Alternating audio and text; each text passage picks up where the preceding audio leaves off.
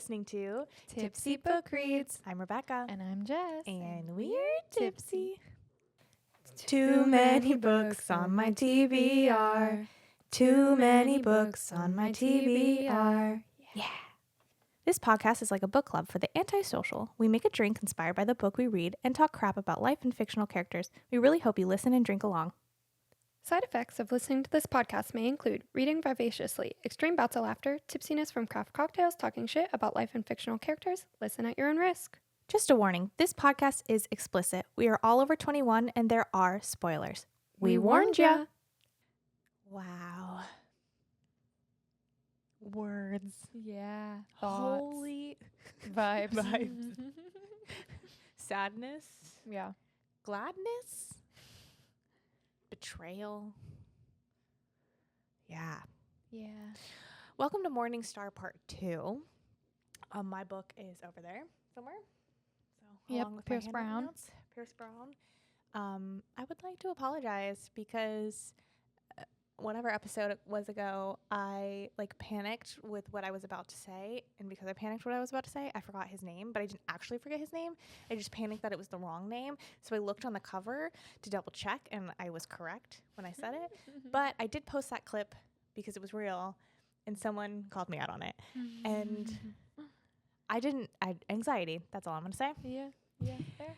Wow, I don't even know how to start this thing.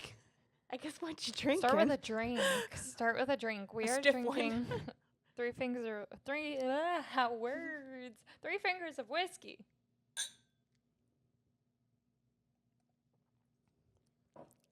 So we're drinking scotch because that's what they drink. So if you told little baby tipsy book reads Grishaverse that we would be drinking straight scotch, I think we would have laughed in your face. Oh, for sure. And then fell over from the alcohol content that we consumed during that time. Yep. Sometimes I'm like, how the hell Yeah. did we do that? But also, you remember that fish Ship? bowl that we made? That's what I'm talking about. That honestly, let's do that again. Should we do? Yum.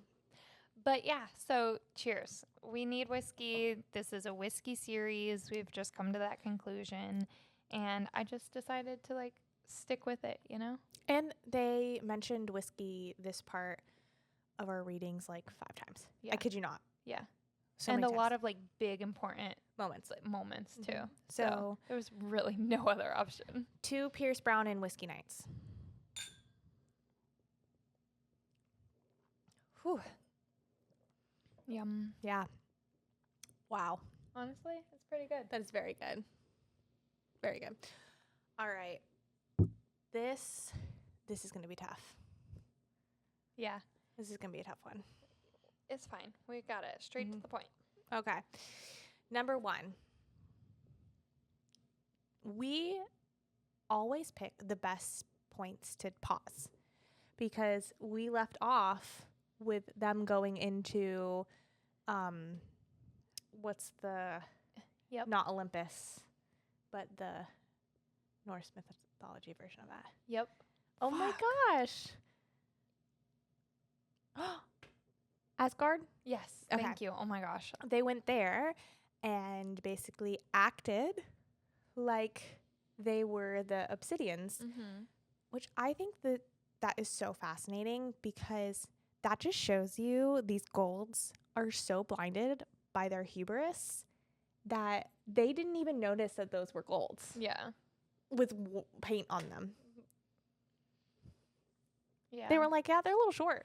And also they're just so stuck in their ways that why would they even, it's not even on their radar that someone would try to deceive them, you know? It's crazy.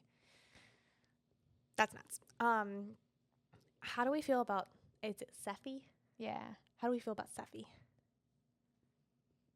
You know, she's a badass. I would take a whole book of Sephi and the Valkyrie. Yeah? I would take a whole book of them. That's fair. Badass was a perfect term. And also later on in this book, when she literally starts a coup. And they kind of sit there and go, Wait a minute. wait a minute, did she just unite the two separate obsidian tribes that said they were never going to overlap? All because of a coup? Never say never. That's crazy. I think she's very intelligent. Yeah. Oh, for sure.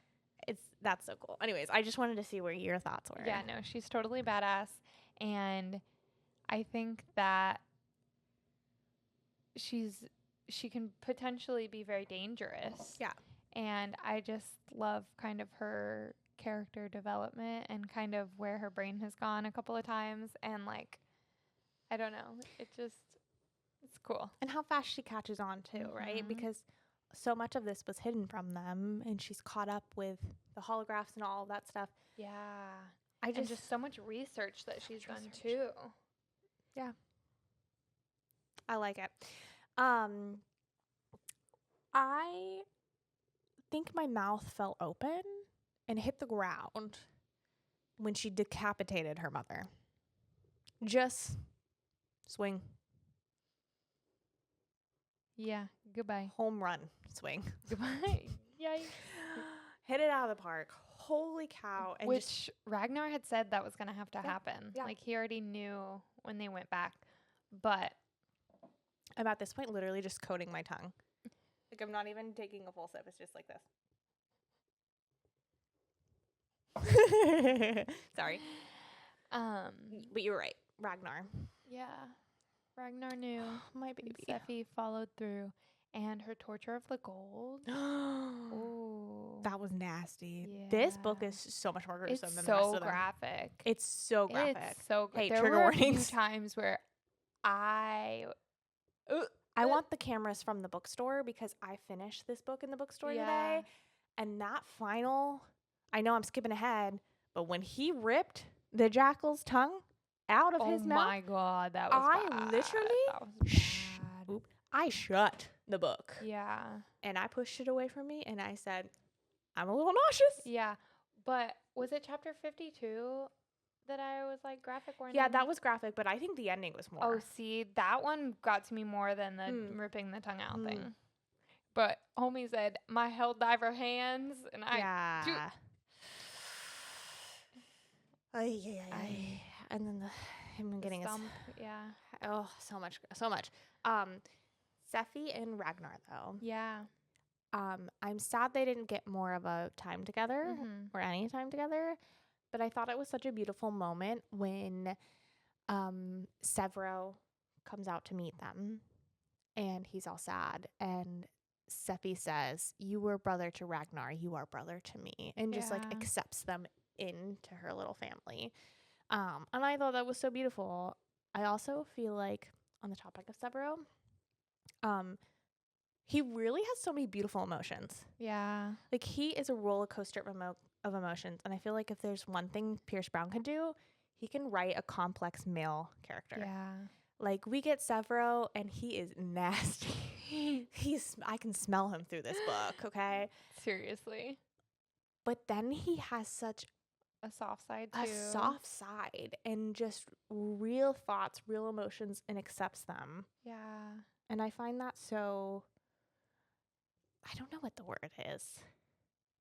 Yeah, I don't know. All of the men in this book are, I love how much crying the men do. I love it. Me too. Because this is war and this is real life and men cry and that's okay. Yeah. And I love how Darrow and Severo just embrace that about each other too. And even Severo and what's her face? Mustang? No. Seffi? No, his wife. Victra, thank you. Their relationship and just love. Like even Victra is such like a hard exterior type, right? But obviously has a soft spot for Severo.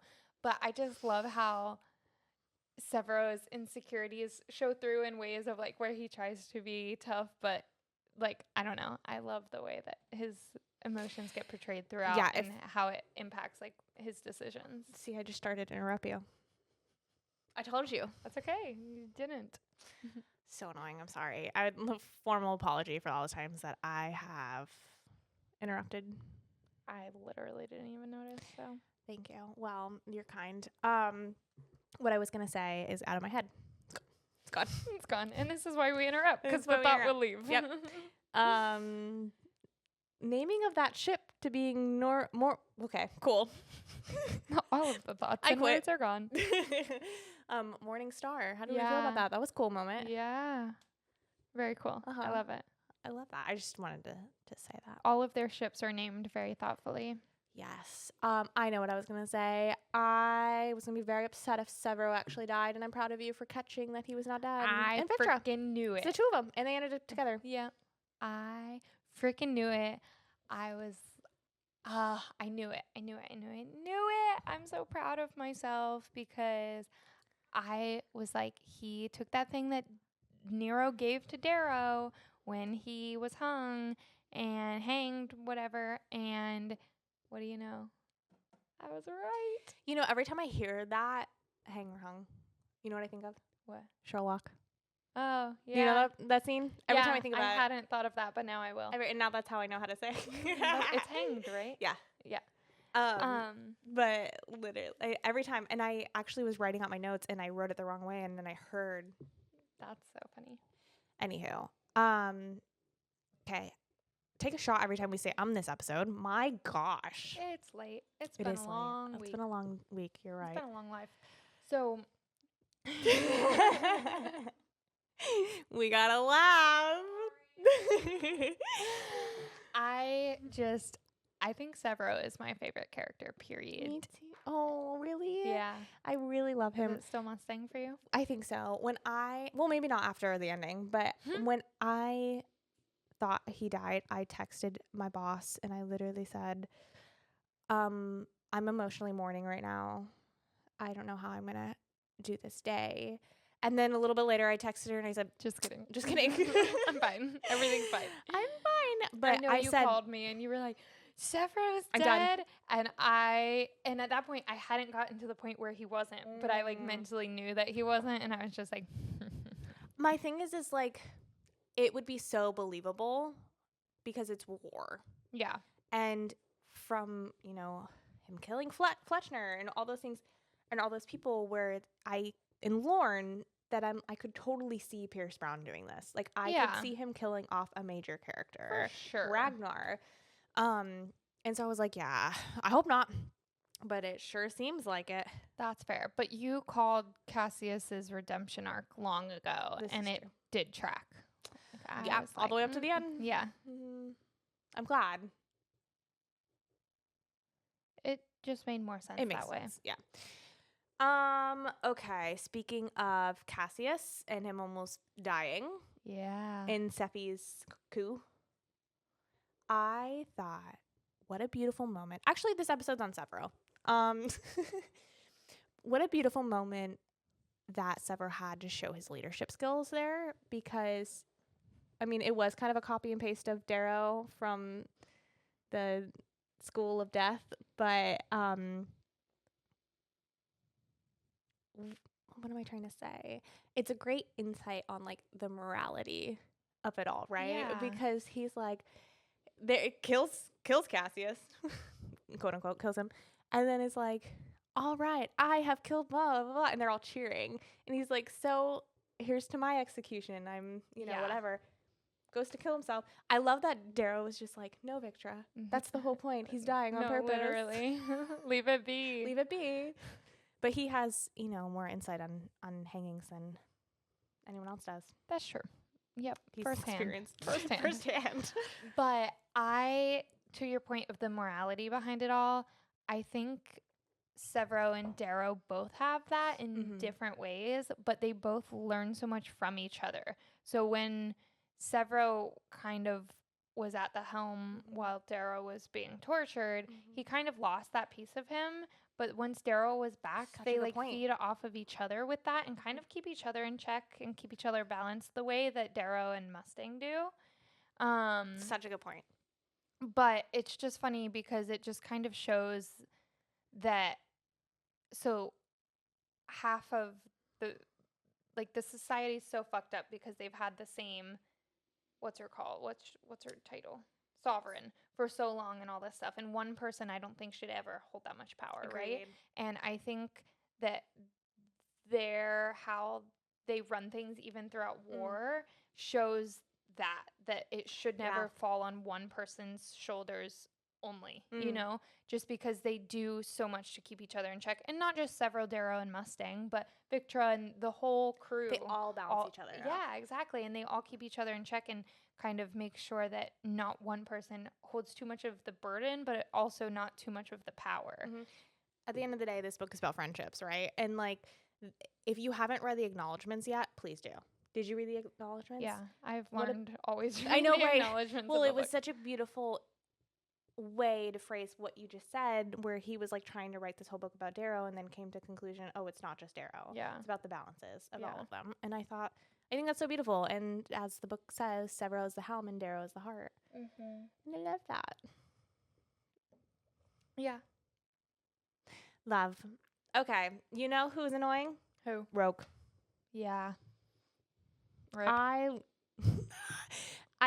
texted you that I wanted to put his head through a wall, and then not long after he died. Face.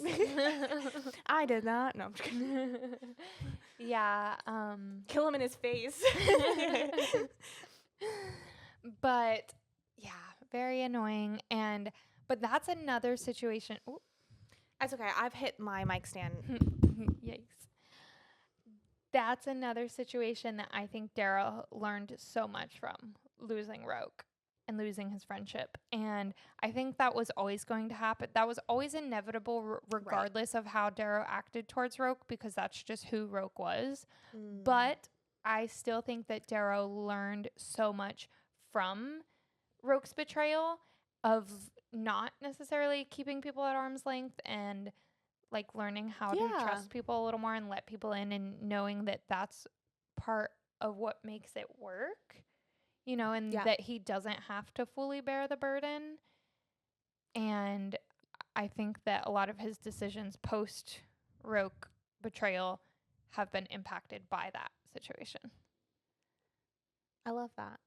I wonder how as a writer, they go about like making sure that's implemented. You know what I mean? You know who needs to learn how to trust? Mustang. That's all I'm gonna say. You didn't like? I don't know. We'll talk about it. Okay. On the topic of Roke, though, how annoyingly awesome is it that we're so, as the reader, still hidden from Darrow's plans? Yeah. Where I'm like reading this about Roke and I'm like, hello, I'm reading it from your perspective. How do I not know what is happening? Well, same thing about the Severo thing. There's so many things that we're still so in the dark about. I'm like, you don't trust me at this point? Let us in. Yeah. It's so annoying, but I get it. And then the Romulus, or what is his name? Oh, damn it. These dang margarita classes. Yes. Romulus? Yes. I didn't spell it right, so I don't remember how. Yeah, I think it's Romulus.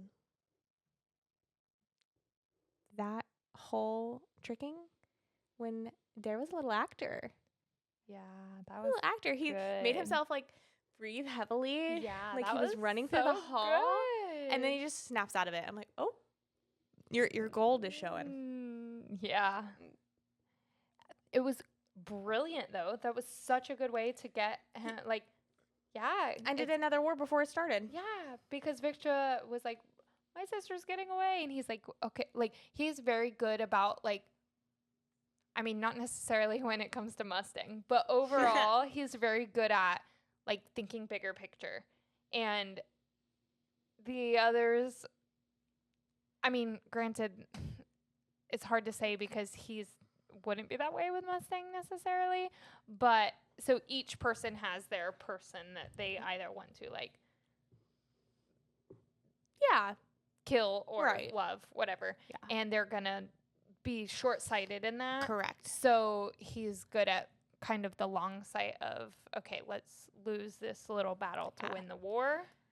And I mean, you go all the way back to Red Rising, and he like literally murdered everyone to get to Mustang, and then you get here. But then this whole situation, again, to your point about learning from Roke, he brought Victra in, trusts Victra more than he trusts Roke. So this situation could have been another Roke situation. Yeah.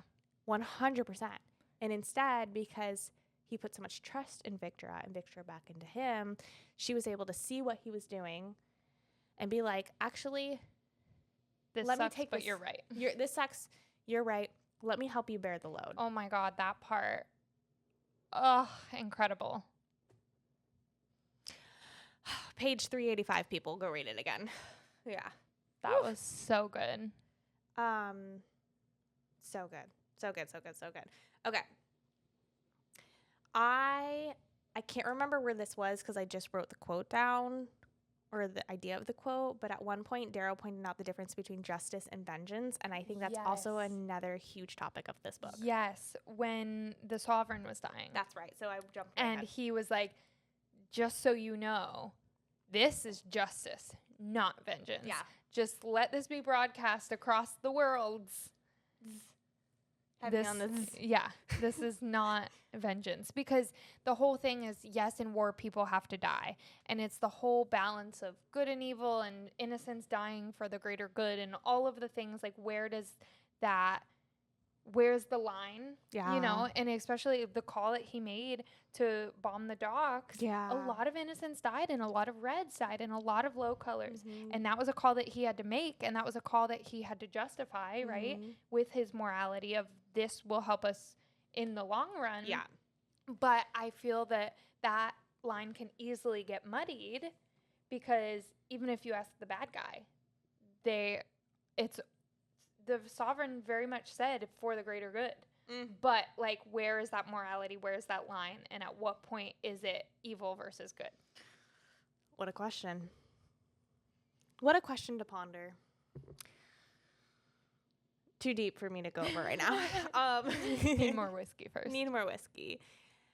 I don't even know where to go from there. That was really good. But I guess on that sort of topic, Cassius and Darrow and the Yeah. decisions Cassius had to make. And I thought it was a brilliant move, the setup of Cassius being given the video, which is obviously what was referred to in the other book, where he was like, the children, Darrow. I didn't think you would kill the children. And Darrow was like, what the fuck? Yeah. What children? But now we know, right, that video he was given in his cell, like after they had their whiskey talk, Right. he was given was his family being Oh, murdered by The AJ. sovereign. Yeah. On behalf of the sovereign. Right. And like how that plays into all the way to the end of the book. Yeah. Like, it is just, there are so many threads, and there are very few that were left untethered. Yeah. That's such a good point. Mm-hmm. And I don't know. I also loved Darrow's internal dialogue about Cassius and about their friendship. And I think that he did cherish that friendship, and he did miss that brotherhood. Totally. So while it was a political move, it was also a heart move, you know? 100%. And I love that about Darrow, of how much they went through, and they literally had what was like the blood feud vow, and he still was like, I want to get past this, basically. And even his honoring Roke in his death shows so much about Darrow's character. That's why I looked at the time. I was like, it's got to be going off here pretty soon, our timer. Yeah, but I also love that everyone else showed up for Darrow, not for Roke. Yeah. But that was something that was so important to Darrow to do, you know? Wow. And I think, I don't know, he takes a lot of his red roots in that He does. with him. Human. No. Yeah. One quick little tidbit before we take a break. His mama gave him a jar of dirt. Yes. I mean, not a jar of dirt. but I always think of Jar of it's a jar of dirt. A box of dirt and the Mars dirt, and I thought that was adorable. Yeah. And with that, we're gonna pause. Be right back.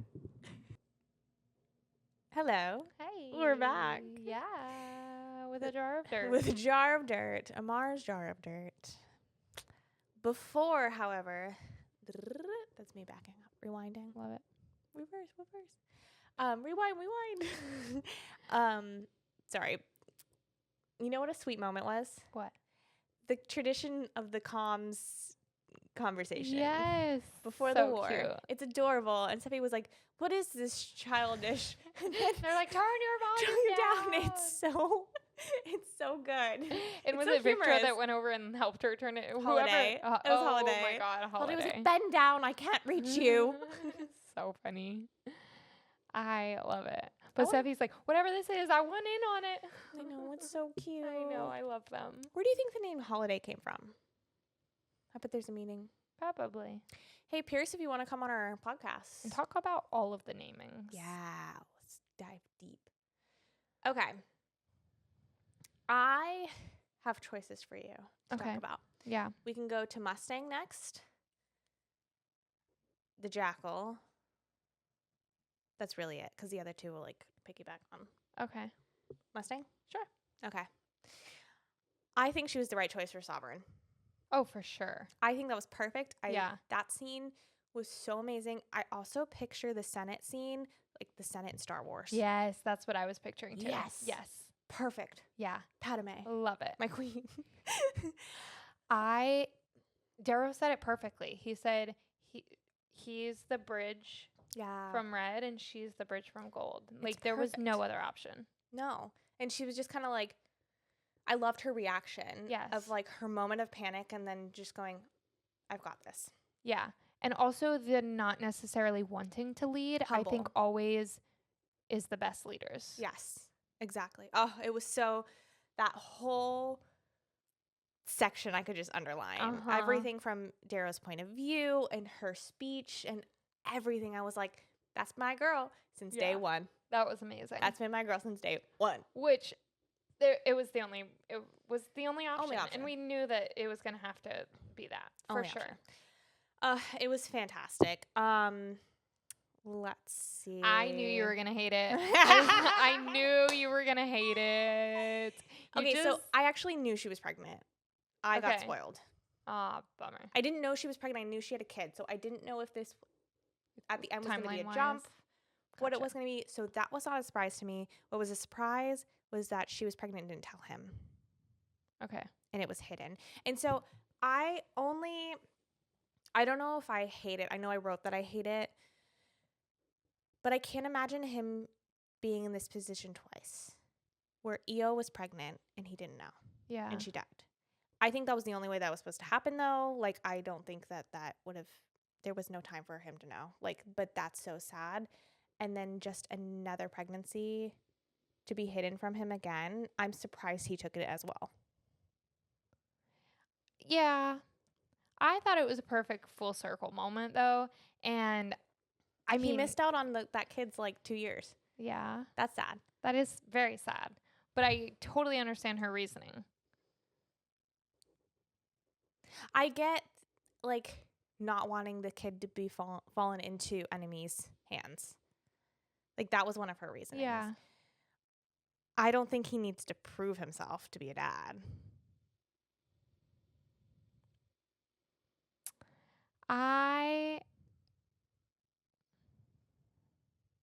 I don't know. I liked it. Well, good.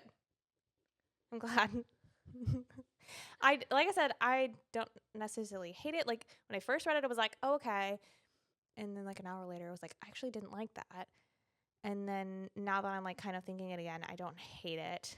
I'm excited to see where this goes. Yeah. I think one of the things that bugged me also was that, okay, so that means his mom knew, the Telemonists all knew, Severo and Victra knew. Did they know all along though? No, but they knew before he did. Yeah. That's not cool. Like that all was weird. Yeah, didn't love that. I do kind of wish it was like more intimate. Be Yeah. like, Like this, here's your child. and everybody And else, everybody everyone you knows. know. I didn't, that bothered Yeah, that's me. fair. Yeah. But other than that, like, love that they have a kid. Love that as a little blonde, little running kid running around. I think he's going to be a fantastic dad. I'm so happy Ma's a grandma. Yeah. I mean, she was a grandma before, but Yeah. to I get her what you mean. baby, her favorite child. I think that it was very, I don't know the word. don't want to say cool, but something. I'll think of it. It made me feel a certain way, and not bad or good, that Mustang confided in his mom about having the kid. Yeah. And then, because Daryl clocks their conversation that they're crying and that something happened, but then they just move on because he gets the jar of dirt. But the whole time in my head, I'm like, they weren't that close. Why are they crying? Something interesting's going on there. But yeah, so that just kind of, I don't know. I would love the perspective of either his mother or Mustang during that conversation. Oh, I would love Mustang's perspective, period. Yeah. But I wonder how much the mom agreed with Mustang's plan. You know what I mean? Like, I wonder what her thoughts were about all of that. Well, we do get that insight a little bit. She said that what the world needs right now is a sword, not a father. Yeah. So it was kind of her doing that he wasn't told. So I don't know. I have to think about it a little bit. I think it really is just one of those, like, there's no right answer. That and, like, for the greater good thing of, like, he would have probably done things differently if he knew he was a dad. And for the sake of saving the world. What do you think he would have done differently? I don't know, but I think he would have still killed the sovereign. Yeah. He might have been a little more cautious with a few things, though, which could have turned out differently. You know, like, I don't know. Having a kid is just something that you, like, totally changes everything as far as, like, you've got to stay alive for your kid, you know? Whereas he throws himself into battle, like, and he has said so many times, like, I knew in the end I was going to die, you know? So it might have changed that. And I don't know. It's one of those things that you won't know if the outcome would have been differently. You just try to do your best in the moment to make it be the outcome that you think you need. So I do get that sense of it because he kind of was the head of the rebellion. Yeah. And, like, for the future of his child's life, needed to continue to be able to do that to full capacity. Yeah. I don't know. One of the other things that I love is Kavix and Dax and Mustang's relationship. Yes. And they will literally, both families, will tear apart worlds for each other. And I love that. And I love that Mustang follows Darrow and the Telemanis follow Darrow because they follow Mustang. Yeah. And they're very loyal to her. And they almost stormed that ship.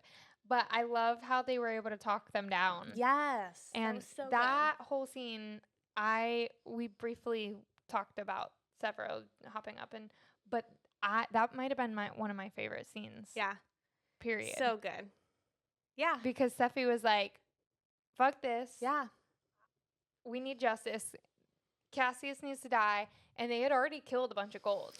Yeah. And the Teleman, they had taken Mustang, and Darrow was like, she's not going to kill Mustang. Yeah. If you storm in here with this whole army of golds, that's literally back to square one.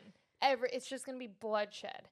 And, like, for him to be able to, like, see all of that, even though, like, he could have very easily been blinded by the fact of, like, oh shit, she does have Mustang. That's my girl. But he was able to still think rationally and be like, okay, she's not going to kill her. Let's be honest. She was never going to. And just kind of think everything through, and how they ended up, like, mending that was incredible. And, like, we did talk about Severo's piece and all of that, and just his leadership, and also the fact that he's batshit crazy and in the best way. Yeah. Like, it wouldn't work if he wasn't. Yeah. And I love his character. And the fact that he shit his pants, and they were like, what's that sewer smell? I mean, just something smells so bad. And he's like, the fact that he took time to write that too.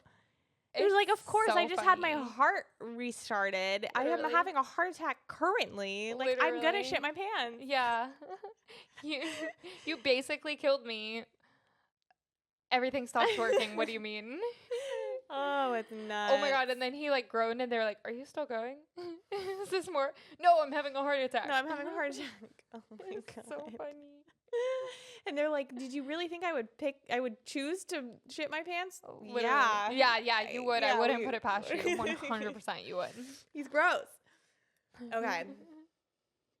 We have to close out this with the jackal. Yes. Oh my gosh. The jackal. How despicable. How disgusting. How horrible. I mean, truly, like, Yeah. His Eee. character is just the epitome of I don't even horrible. have the words in my vocabulary to describe him. I mean, even but it's incredible. his own sister was like, I could forgive it if he was mad, but he's not. Yeah. This is who he is. Oh my gosh. So, starting with the story that Mustang tells all the way in the beginning about the jackal and how he created these mazes for Mustang to solve, and she solves everyone because she's a genius.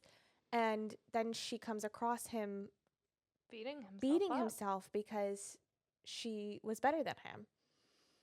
And then didn't make it any better by not doing it correctly the next time. 'Cause Yeah. she has a heart. Yeah. And then it made it worse. Because he knew she was. How Fibbing. haunting. Yeah. Yeah. That's so sad. It is sad, but I mean this man is fucked up. Fucked up. And I would love a case study on him. I would love to know what's wrong with that man because that's wild. Yeah. I mean, he had bombs. He killed billions. Yeah, just like that. And Lilith too. Oh, crazy. Oh my gosh. And that's the thing that I mean, in that moment nothing would have brought that war to a close and people together more than what he did. That's the reason they won the war. Yeah. Like, that was awful. That whole fight sequence was crazy with Aja Oh my and the gosh. slow just cuts here, the Achilles tendon being sliced. I loved that bit. So good. And then Cassie is still laying dead in the corner, and they were like, Severo? yeah, sorry. But speaking of Cassius, Yeah.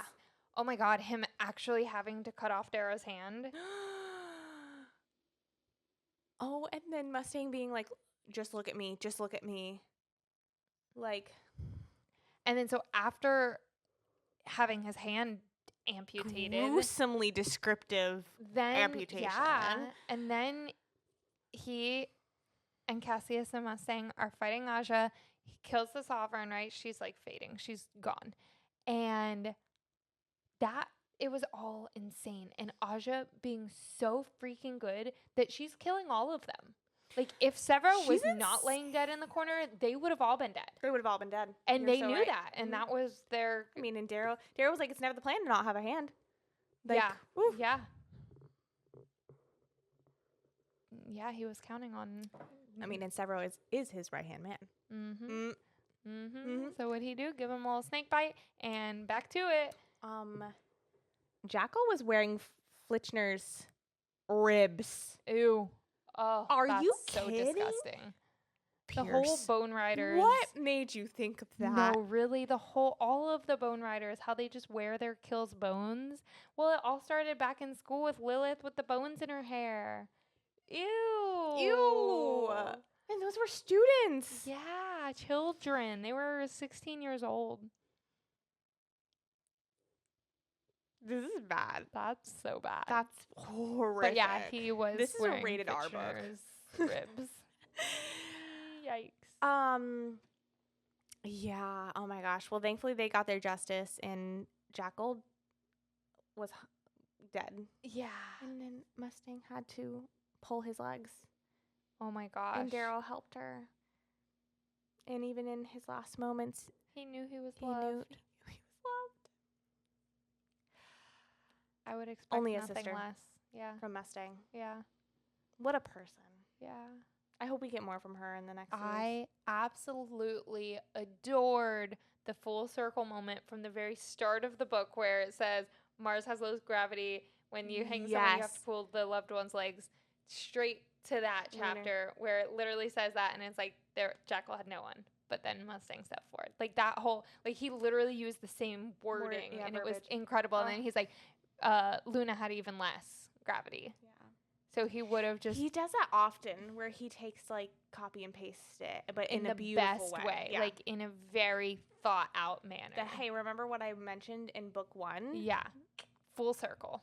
Because that's life, is that not? Yeah. I love it. It is more common that we say things or think of things more frequently than what are typically in books. That's true. Oh, my gosh. Lysander. Okay, what do we think is going to happen with him, though? Because that was a 10-year-old in a room in a massacre. Yeah. Like, that's Homeboy horrible. needs therapy. And Cassius is going to raise him now? Daddy Cassius. Like, how's that going to go? I think Cassius is the new Lorne. He just wants to live his life on his little island and raise some kids. That's Lawrence. And have a griffin. Yeah. Grandson? Grandson, whatever. Something like that, yeah. Yeah. Grandson. He just, like, wants to be away from the war. He just, like, is over it. And he's like, give me my peace. Give me some kids. Maybe a pet griffin. That'd be cool. Honestly, I would say he deserves it, but I'm not sure he does. But, yeah, interesting. Yeah, I'm curious to see how this turns out. I'm curious to see if the next series is about the children. Is it about the children? Are we reading the next series? What are we doing? I don't know. I don't either. Any closing remarks, thoughts, vibes, feelings? It was so good. I cannot believe we started with, I don't know if we're going to like this book. This is boys' book. This is a boy book. They say piss a lot. They say hot piss a lot to be. Absolutely. And then for this to be fucking fantastic. 5 stars. I genuinely think this is probably one of my favorite series. Yeah, absolutely. Of all time. It's incredible. Like, and I'm not even just saying that. I could easily do a deep dive on chapter after chapter after chapter of these books. They're so good. I'm scared for the next ones. Yeah. I'm scared. All right. Well, we'll get back to you guys on what we're going to read next because we have to with our lives. We have to talk about it because Red God is coming out sometime next year. There is no release date. He won't commit to it. I feel that. So, like, should we wait to start reading them until there's a release date or dive right in, take a little breather? Do we need a little palate cleanser? Yeah, I don't know. Let us know what your thoughts are. What should we read next? If you say Time Traveler's Wife, oh my God, I'm quitting this entire thing. Never again. Never fucking again. All right. What kept me home and what kept me awake? What kept me home? I opened a studio. Yeah. That kept me home, planning and stuff. Like, I opened a studio, photo studio. Fun. Yeah, so that's exciting. Amazing. What kept me up? Oh my gosh, so many things. Episode's going to come out on Romanticon if I can get my ass together and edit this by tomorrow. That's wild. Let's just make it next week. We'll figure it out. I don't know. It could be Sunday. But anyways, Romanticon, how amazing. So if you're watching this episode in the first time because of Romanticon, hi. Hello. How are you? Welcome. I hope we met in person. We have something for you. Okay. Toddler rave? Yeah, I went to a freaking toddler rave, dude. That was so cool. That's crazy. Yeah, Lenny Pierce toured the USA and came to the Hob, and how cool. And I just realized that's the acronym for House of Blues. Yeah. The Hob. Yeah. I was like, is this Hunger Games? No, I think of that every like time. Lucy Gray? She's singing at the toddler rave? Yes. And what kept me up? 18 months sleep regression. Holy moly. It's a wild one. But this too shall pass. Ding, ding. My gosh, it won't stop. Yes. Alrighty. Well, with that, do we have any final thoughts? Sorrows, prayers? Yeah. Cheers. Cheers.